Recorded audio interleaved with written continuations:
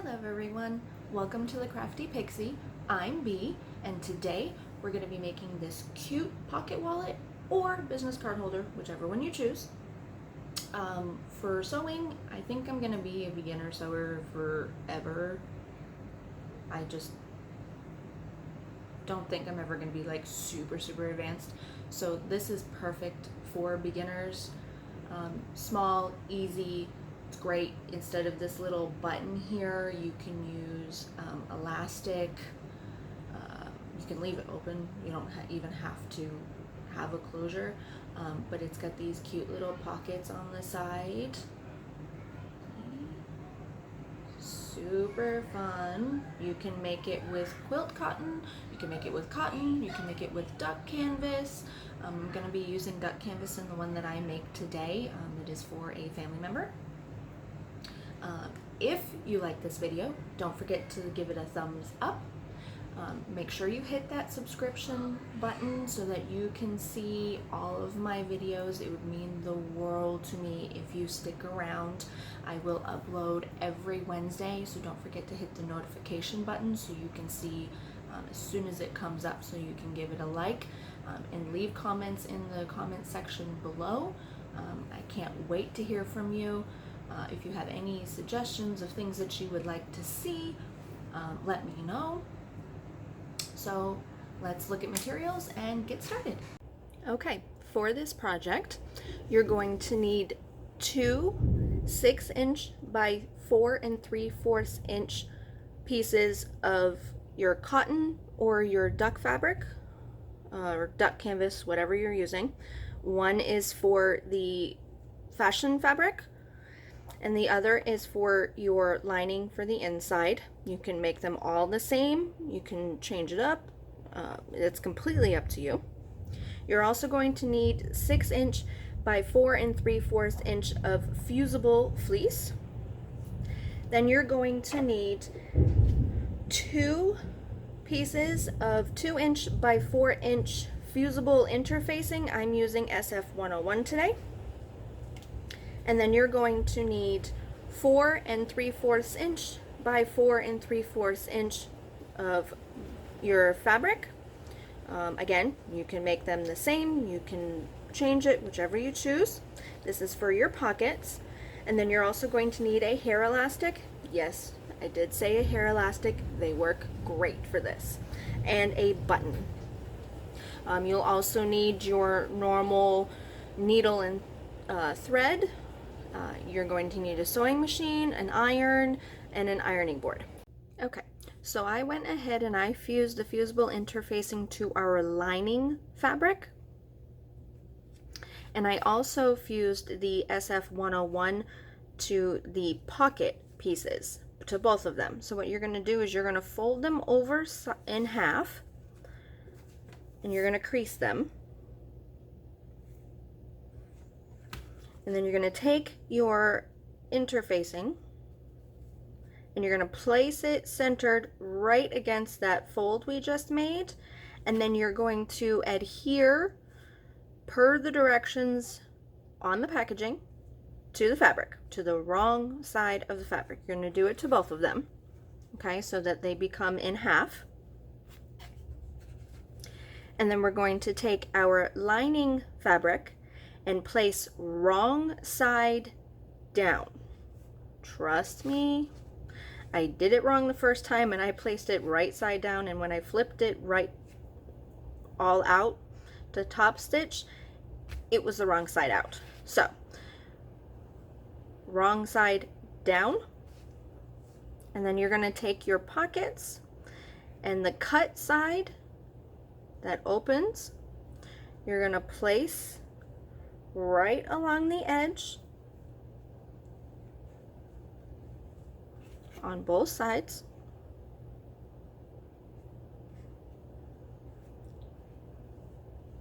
Line it up as best you can. Again, perfection is fiction.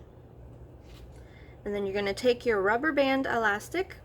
It is something that I had lying around and it works great. And you're going to fold it in half, or pinch it,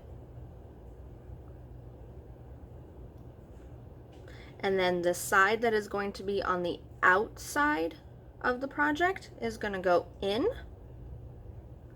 like so. Center that in half. You can eyeball it. You don't have to actually measure. If you want to, you can. And then you're going to take a clip. I love these. You can use a pin as well, but I love not picking my fingers every time I'm doing something. And you're going to pin it down.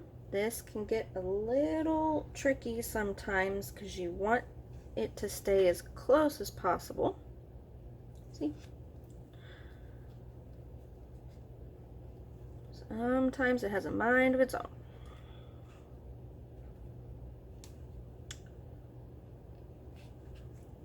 Okay.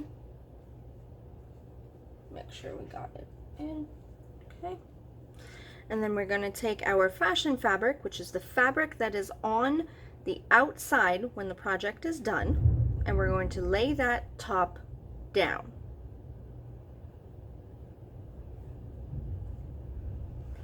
Just like that. And then we're going to take more clips and we're going to clip it all together. You can use as many clips as you want or pins as you want. It really depends on how you are as a sewer. I always clip the top and bottom of the pocket pieces so they don't shift. And then I'll clip the side.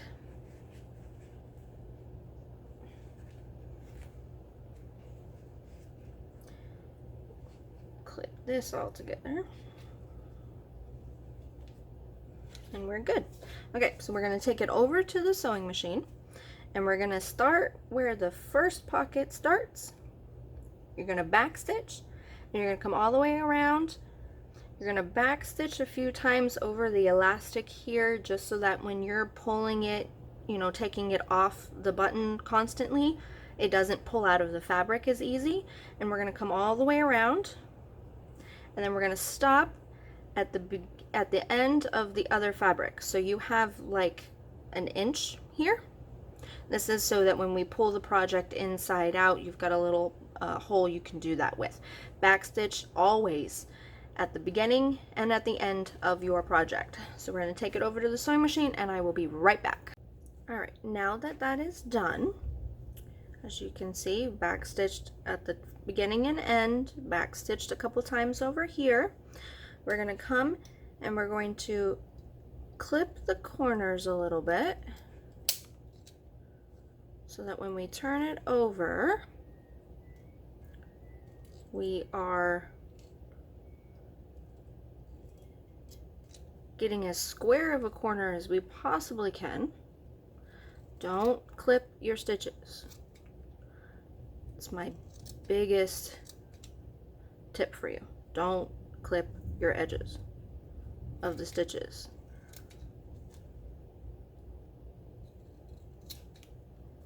If there's any extra threads, you can go ahead and trim those up too.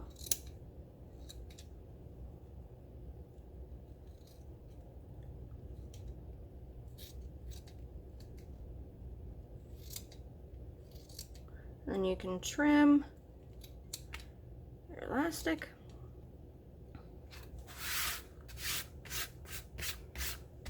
And now that that is done, you're going to come over to your opening and you're going to push everything through. It takes a little bit, especially if you're using canvas, but be careful that you don't rip the stitches that you've just made.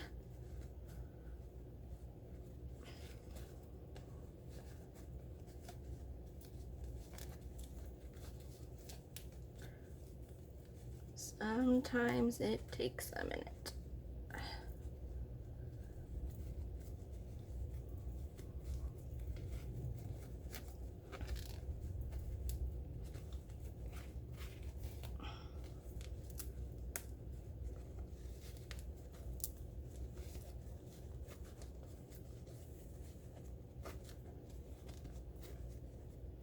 And then fold out the corners.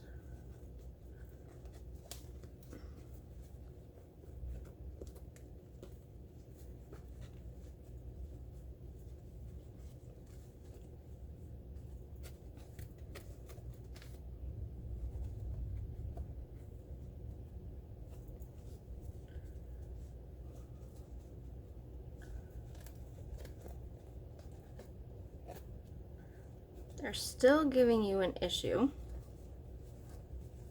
you can take anything like a chopstick or whatever and gently, don't go through the fabric, push through.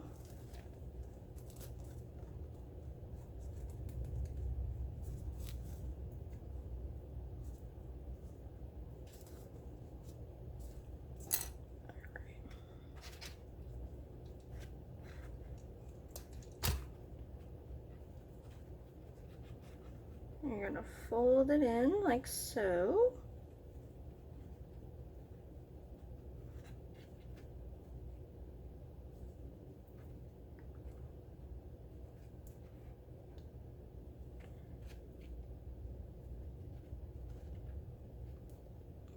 Sometimes it's tricky and just doesn't want to cooperate. Here, let's try to press it first. Roll all the seams out.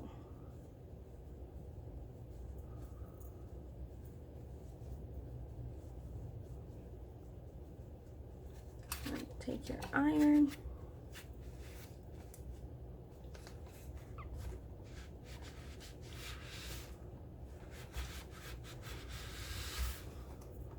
Ironing is very important when you sew, when you make any project, not just clothes or anything like that. It really finishes the seams, melts the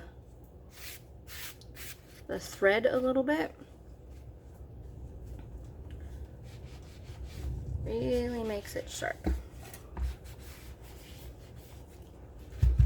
then we're gonna come through back at the sewing machine and we're gonna top stitch all around the edges. Okay, that's going to seal the opening that we pushed everything through. And then when we're done, we'll press it one more time. And I will be right back. All right, the top stitching is done. And I've already pressed it again. So now what we're going to do is we are going to attach the button. So we're gonna fold it in half. And we're gonna eyeball where the button's gonna go. I'm thinking right there. So we're gonna take our button. And we're gonna place it down.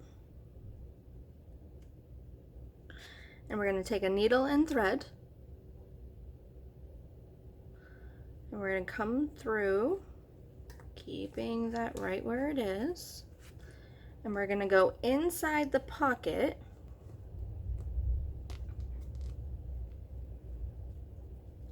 Takes a little bit of maneuvering.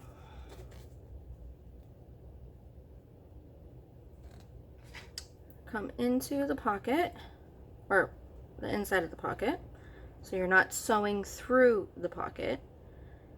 We're going to come up through, back down,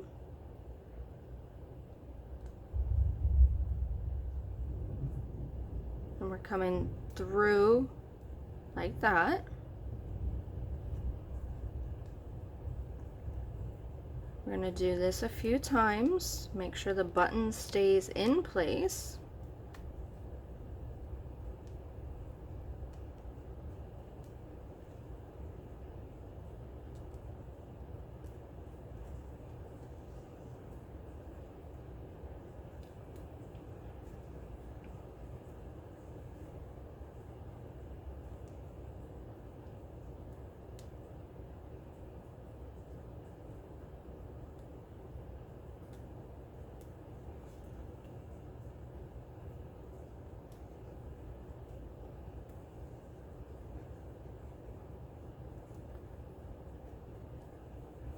Okay, so once that's done a few times, we're going to come up through. And we're going to pull the button aside, like so. And we're going to wrap the thread around the button a few times. And then we're going to go down through the hole that we made.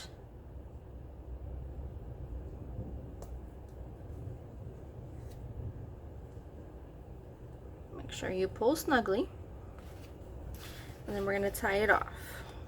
If it's easier for you, you can always push the pocket out so you can see it better.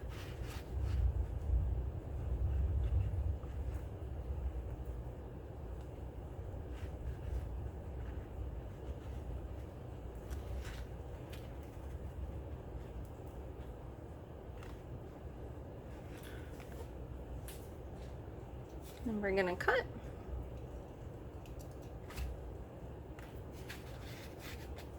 Pull it back out. Press it one more time.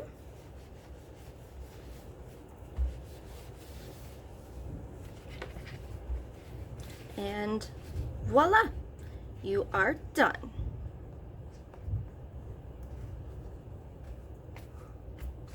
I really hope that you enjoyed this video. If you did, please give it a thumbs up. Make sure you click that subscribe button and hit that notification bell so you can see more tutorials. And until next time, see ya!